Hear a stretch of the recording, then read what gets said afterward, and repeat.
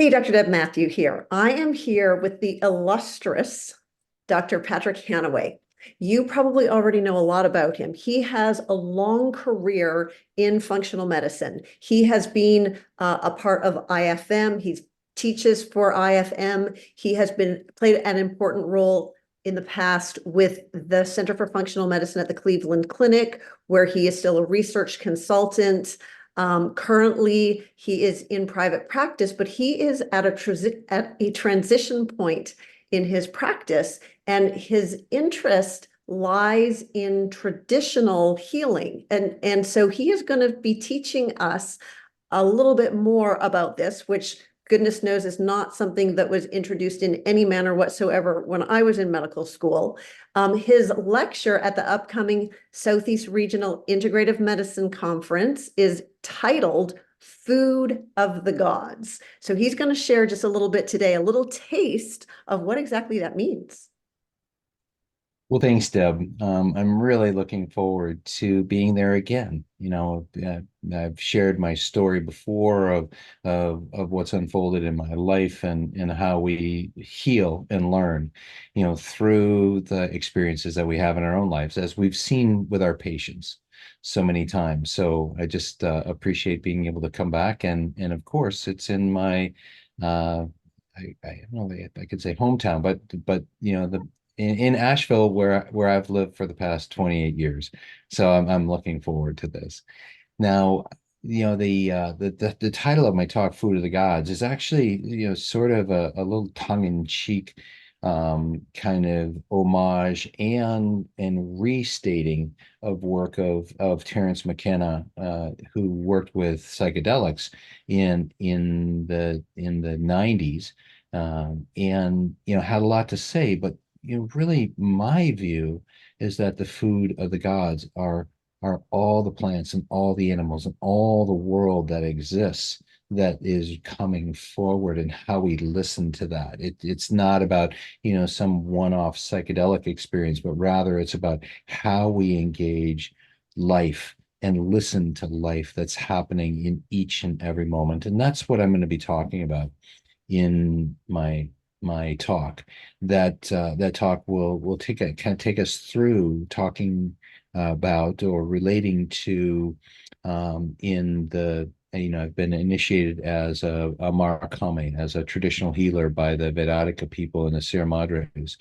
I had the great good fortune to engage that 20 plus years ago, and have was initiated about 14 years ago. And that's a big part of my life now. And it's where the transition in my life from being a functional medicine doctor healer to really being a traditional healer is focused. So we'll start off with fire, and the first shaman in their tradition was fire, Tatuari. And we'll talk about that. And we're hoping to be able to, we're working with JJ to do something outside and connecting to Oh, the natural cool. world. We'll see if that is able to work out in the venue. But that's our desire. And we'll focus there first. And then as we do that, we'll begin to talk about, how do we talk about the root causes of imbalance that are going on? And while we may talk about them, primarily around, diet and, nutrition, stress, movement, sleep, relaxation, but also about, meaning and purpose in our life, and the relationships, to our own self, to each other, to the natural world, and, if I may say this in a medical setting, the sacred, something that's a mystery that's beyond what we know. And so that's really where the talk will go, and talk about, well, how do we integrate that? How do we begin to think about that, as practitioners? It's not some airy-fairy thing that's off in the distance, but I relate to the five elements and the five phases and the seasons and the changes, and I look at the functional medicine matrix in that way.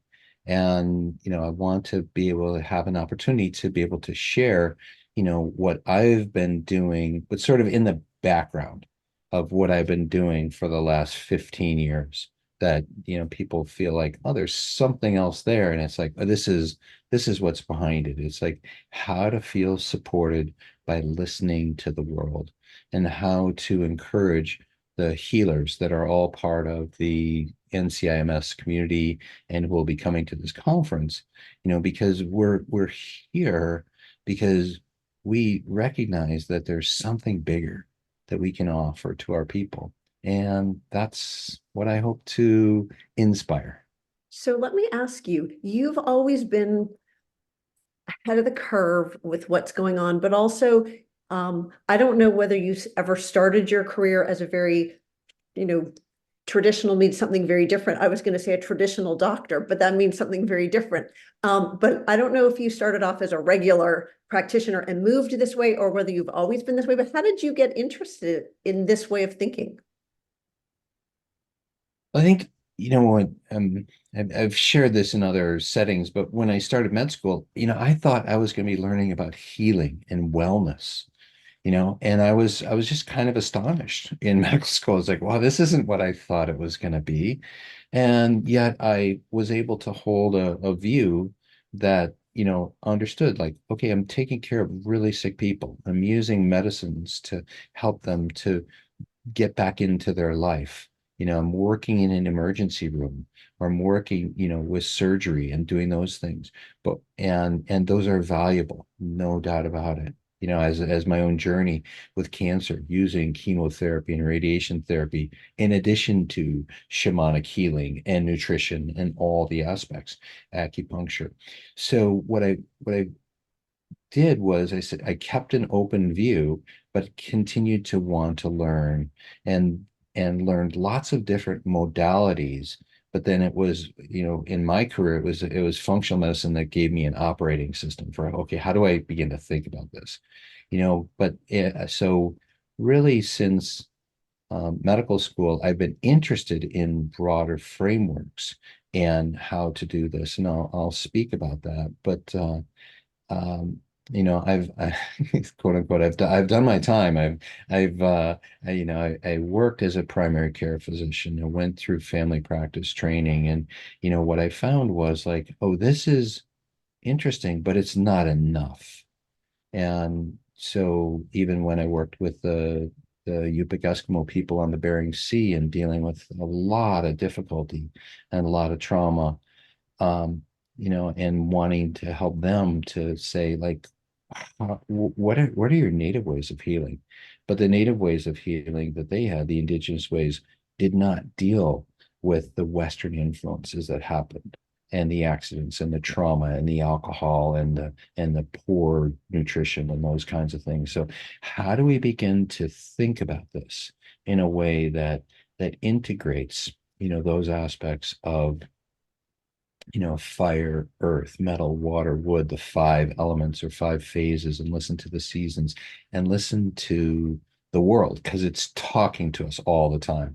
And I'll use some examples, in my talk about, experiences I've had where it's like, oh, wow, I had no idea that could happen. I had no idea that what I'm hearing right now in the world actually is directly related to this person that I'm working to do healing work on.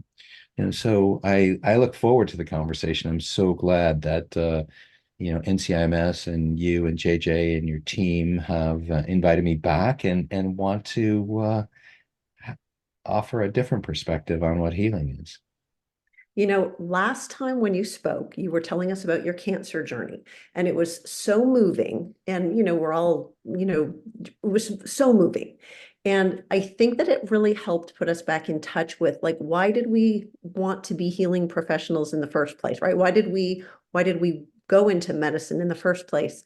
And so I'm really looking forward to this, because this is um, a whole different look at things. Are you going to be helping to put this into a framework that we can use? Because I think that for some people listening, we've got what we were taught, and now we're being opened, right? I think that this is a crowd of people who's open-minded and wants to know about all the possible options, but how do we use this in our world?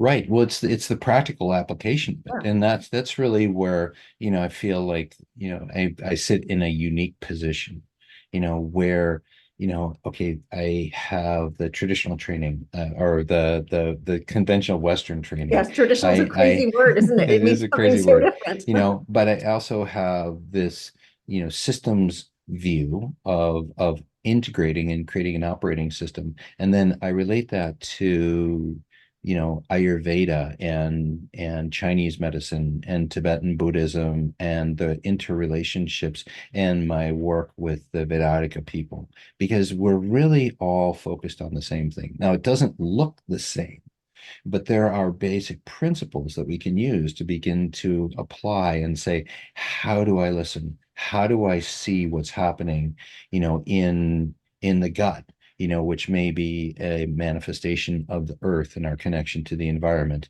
in the immune system, in the relationship of what's happening with fire and inflammation and inflammaging and what's going on, what's happening with metal, which is about, sort of energy production and clearing, as it relates to how we focus on cleansing and how we focus on energy production.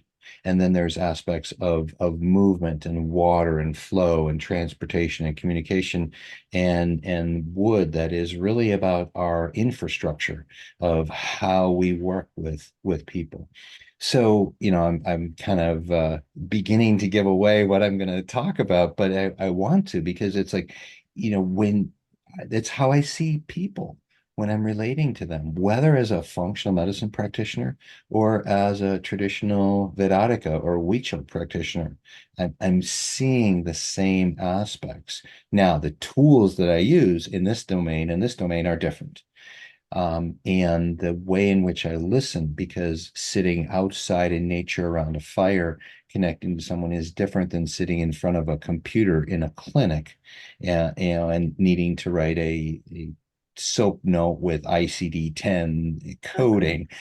They're different. And, but they actually are related to each other, because they're really all about healing, right? Healing is that word to make whole. And that's what I'm looking forward to talking about. And so I got to say one more thing as I'm here, and that is, people are like, what is that? Yes, yep, it's the theme. Yeah, he's sitting here talking, and this is where I do even my functional medicine work at this point in time. This is my home office, and so this is a beautiful bull that gave its life, but then it was beaded, and so we see these beautiful representations from the Vedanta people. And this is helping to hold a space for me as a healer. And I didn't even know that when I got it. I was like, oh, that's beautiful. I was attracted to it. And I had a different picture here at one point in time, but it helps to hold me, it helps to guide me, it helps me to remember. And I look forward to having time to talk with all the participants who come to our meeting in June. So it's going to be June 14th and 15th. It's in Asheville. It is a wonderful conference. The same people keep coming back over and over again. I really hope that you'll join us. I've been following you. I have learned so much from you, starting from when I first started going to conferences in 2006. You were one of the main speakers that I learned about hormones and estrogen metabolism and the whole, functional medicine matrix and everything. So I know from much personal experience that you are a wonderful speaker. We fully appreciate the lifetime of work that you've put into educating practitioners and sharing your knowledge. Because as I said, you're usually a few steps ahead of the rest of us. But we really look forward to hearing from you in June. I look forward to being there. Thank you so much, Deb.